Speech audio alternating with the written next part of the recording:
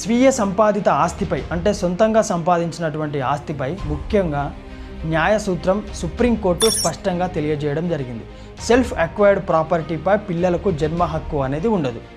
యజమాని ఇష్టానుసారంగా will, sale, gift అనేది చేసుకోవచ్చు. స్వీయ సంపాదిత ఆస్తిపై సెల్ఫ్ అక్వైర్డ్ ప్రాపర్టీ విషయంలో భారత న్యాయస్థానాలు స్పష్టంగా చెప్పడం జరిగింది. ఆ విషయం ఏంటంటే ఒక వ్యక్తి తన స్వంత ఆదాయం, శ్రమ లేదా వనరులతో సంపాదించినటువంటి ఆస్తిపై అతనికి సంపూర్ణ హక్కు అనేది ఉంటుంది. ఆ ఆస్తిని అతను లేదా ఆమె అమ్ముకోవచ్చు, గిఫ్ట్ ఇవ్వవచ్చు లేదా విల్ ద్వారా కూడా ఎవరికైనా ఇవ్వవచ్చు. పిల్లలు లేదా ఇతర వారసులకు ఇది సమానమైన వాటా హక్కుగా రాదు.